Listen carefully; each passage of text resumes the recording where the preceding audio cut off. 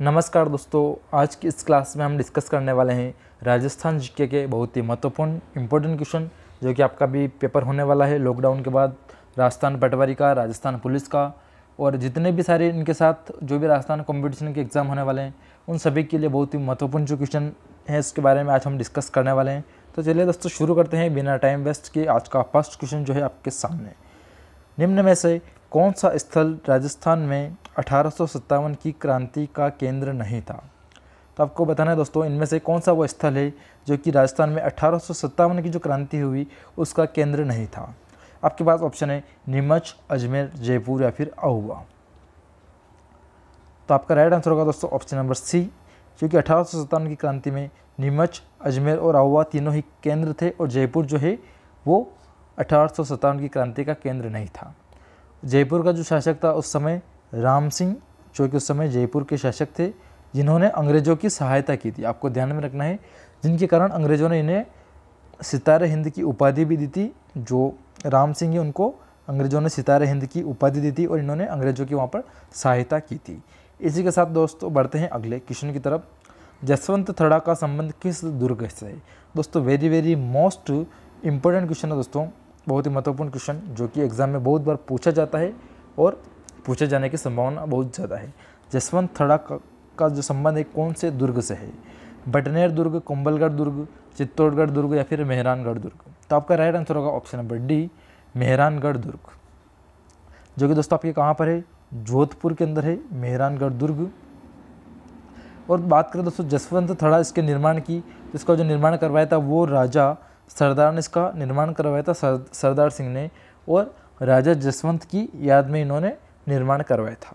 और जसवंत थड़ा दोस्तों इस क्वेश्चन से ये भी पूछा जाता है कि एक खंबिया महल कहाँ पर है? तो आपको ध्यान रखना दोस्तों, जसवंत थड़ा को एक खंबिया महल भी कहा जाता है, एक खंबिया महल, और इसको राजस्थान का ताजमहल भी कहा जाता है। राजस्थान का ताजमहल भी दोस्तों ध्यान रखना, जसवंत थड़ा को एक खंबिया महल, राजस्थान का ताजमहल भी कहा जाता है, जो कि मेहरानगढ़ दुर्ग जोधपुर के अंदर स्थित है।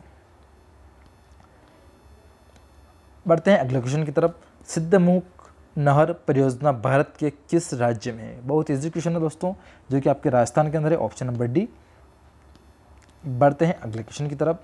राजस्थान का वह अभ्यारण्य जहां राज्य का प्रथम जैविक उद्यान विकसित किया जाएगा। दोस्तों आपको बताना है राजस्थान का तो कौन सा अभ्यारण्य है जहाँ पर राज्य का प्रथम जैविक उद्यान है वो विकसित किया गया है। तो आपका राइट आंसर होगा ऑप्शन नंबर सी, नाहरगढ़ वन्यजीव अभ्यारण्य, जो कि दुर्ग है आमेर, नाहरगढ़ व जयगढ़, जो जयगढ़ है, इन चारों के तरफ जो है फैला हुआ है। और 1982 में इसको जो है अभ्यारण्य बनाया गया था, जो कि लगभग 50 किलोमीटर का जो क्षेत्र है उसके अंदर फैला हुआ है। बढ़ते हैं दोस्तों इसी के साथ अगले क्वेश्चन की तरफ। खुमान रासो नामक ग्रंथ की रचना किसने की? दोस्तों आपको बताना है खुमान रासो जो ग्रंथ है उसकी रचना किसने की? हेमंत महावीर, दलपत विजय, गिरधर भट्ट और जोधराज। दोस्तों जितने भी सारे कॉम्पिटिशन के एग्जाम पूछे जाते हैं उनमें इस टाइप का जो क्वेश्चन है रचना का, ग्रंथ की रचना किसने की, तो बुक से रिलेटेड तो क्वेश्चन दोस्तों हर एग्जाम के अंदर आपको देखने को मिलता है। तो बहुत ही इंपॉर्टेंट जो क्वेश्चन यहाँ पे आपके लिए होने वाले हैं आगामी परीक्षा के लिए। तो इसकी जो रचना की दोस्तों खुमान रासो की जो कि आपसे क्वेश्चन में पूछा गया है, इसका राइट आंसर होगा ऑप्शन नंबर बी, दलपत विजय के द्वारा इसकी रचना की गई है। बढ़ते हैं अगले क्वेश्चन की तरफ। प्रमुख चित्र गीत गोविंद किस शैली का चित्र है? चित्र शैली भी बहुत ही महत्वपूर्ण टॉपिक है। और ये जो क्वेश्चन है दोस्तों आपके राजस्थान पुलिस का जो पिछली बार जो पेपर हुआ था राजस्थान पुलिस का, उसके अंदर क्वेश्चन पूछा गया था, प्रमुख चित्र गीत गोविंद किस शैली का चित्र है? मेवाड़ शैली, मारवाड़ शैली, ढूंढाड़ शैली या फिर हाड़ौती शैली? तो आपका राइट आंसर होगा ऑप्शन नंबर ए, मेवाड़ शैली का जो है यह चित्र है। और मेवाड़ शैली के जो प्रमुख चित्र है वो भी आपको, इसके अलावा जो है वो आपको ध्यान रखना है, गीत गोविंद जो कि आपसे पूछा गया है, रागमाला का जो चित्र है वो भी आपके मेवाड़ शैली का ही है, रागमाला का। कादम्बरी के चित्र भी आपसे बहुत बार पूछे गए हैं एग्जाम के अंदर, कादम्बरी भी जो कि आपसे एग्जाम में पूछा जाता है। और इसके अलावा दोस्तों रसिक प्रिया जो कि आपको ध्यान में रखना है। दोस्तों स्वर्णकाल आपको ध्यान रखना है, मेवाड़ शैली का जो स्वर्णकाल है वो जगत सिंह प्रथम के समय को इसका स्वर्णकाल माना जाता है।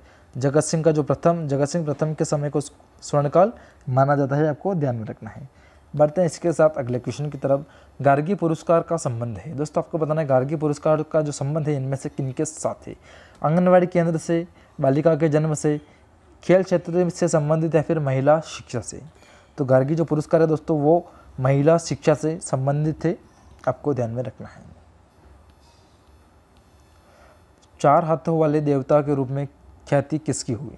तो आपको लोक देवता का जो क्वेश्चन दोस्तों, इससे यही वाला क्वेश्चन हमने जो पहले जो इससे जो पटवारी का जो हमने प्रैक्टिस सेट जो डिस्कस किया था उसके बारे में, जो प्रैक्टिस सेट था उसके अंदर भी क्वेश्चन आपसे पूछा गया था। उसके अंदर क्वेश्चन ये पूछा गया था कि जो इसके जो राइट आंसर है दोस्तों वीर कल्ला जी, 4 हाथ वाले जो देवता के रूप में जिसकी जो ख्याति प्राप्त हुई है वो है वीर कल्ला जी की। तो इससे जो पहले जो पेपर हुआ था दोस्तों उसके अंदर क्वेश्चन ये पूछा गया था कि वीर कल्ला जी है, उनके गुरु का नाम से पूछा गया था। तो आप सभी को पता होगा वीर कल्ला जी के गुरु का नाम, हमने पहले वाले जो प्रैक्टिस सेट है उसके अंदर डिस्कस किया था दोस्तों। अगर आपने अभी तक आप तैयारी करें और राजस्थान पटवारी की, और अगर आपने प्रैक्टिस सेट नहीं देखा है तो आप प्रैक्टिस सेट एक बार ज़रूर देखकर ट्राई करें, और आप देखिए वहाँ पर कि आपके कितने नंबर वहाँ पर आ रहे हैं। वीर कल्ला जी के गुरु की बात करें दोस्तों तो इनके गुरु का जो नाम है वो है भैरवनाथ। इनके मंदिर की बात करें तो वीर कल्ला जी का जो मंदिर है वो डूंगरपुर के अंदर बना हुआ है, और इनको शेषनाग के अवतार व 4 हाथ वाले देवता के रूप में इनकी पूजा की जाती है, आपको ध्यान में रखना है। बढ़ते हैं अगले क्वेश्चन की तरफ। राजस्थान के प्रथम एवं एकमात्र राज प्रमुख थे। तो राजस्थान के प्रथम एवं एकमात्र राज प्रमुख कौन थे। तो आपका राइट आंसर होगा ऑप्शन नंबर सी, जयपुर महाराजा सवाई मानसिंह जो है राजस्थान के प्रथम व एकमात्र राज प्रमुख थे। आयरन नदी के नाम से जानी जाती है दोस्तों, आपको बताना है आयरन नदी के नाम से कौन सी नदी है वो जानी जाती है। कोठारी नदी, जवाई नदी, बाणगंगा या फिर बेड़च नदी। तो आपका राइट आंसर होगा ऑप्शन नंबर डी, बेड़च जो नदी है वो आयरन नदी के नाम से जानी जाती है। दोस्तों आयरन नदी जो है इसके उद्गम की बात करें तो इसका जो उद्गम है वो है उदयपुर के अंदर। उदयपुर में आपको ध्यान रखना है गोगुंदा की जो पहाड़ी है वहाँ पर इसका उद्गम स्थल है। और दोस्तों आयरन नदी जो उदयपुर से निकलती है और वहीं पर उदय सागर जो झील है दोस्तों, उदय सागर झील के अंदर गिरती है। उदय सागर झील से जब ये निकलती है तो इसका यहाँ तक तो इसका नाम जो है वो आयरन नदी है, और झील के बाद जो इसका नाम हो वो बेड़च नदी, आपको ध्यान में रखना है। शुरुआत में इसका नाम है आयरन नदी, उदय सागर झील के बाद इसका नाम बेड़च नदी, जो कि आपको ध्यान में रखना है, जो कि आगे चलकर बनास नदी के अंदर गिर जाती है। अगला क्वेश्चन है दोस्तों, पंचपदरा झील राजस्थान के किस जिले में है। दोस्तों आपको बताना है पंचपदरा जो झील है वो राजस्थान के किस जिले में स्थित है।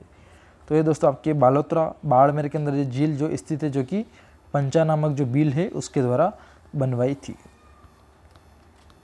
चित्तौड़गढ़ का पहला साका हुआ दोस्तों, बहुत ही वेरी मोस्ट इम्पोर्टेंट क्वेश्चन, आप इसको लिख लीजिए, बहुत ही इंपॉर्टेंट क्वेश्चन है। चित्तौड़गढ़ का जो साका है, 3 जो साके हुए थे चित्तौड़गढ़ के, तीनों ही आपको ध्यान में रखना है। यहाँ पे लिख देते हैं सीधा 1303, 1534 और 1567।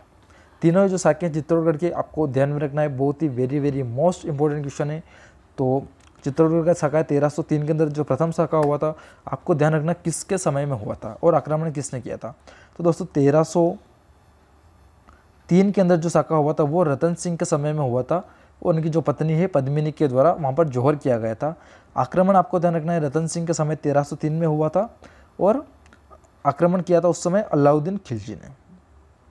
सेकंड जो हुआ था वो था 1534 के अंदर, 1534 के अंदर, और उस समय विक्रमादित्य है उनकी माता जो कर्णावती है उनके द्वारा यहाँ पर जौहर व साके किया गया था। और आक्रमण जो किया था वो किया था गुजरात के शासक बहादुर शाह के द्वारा।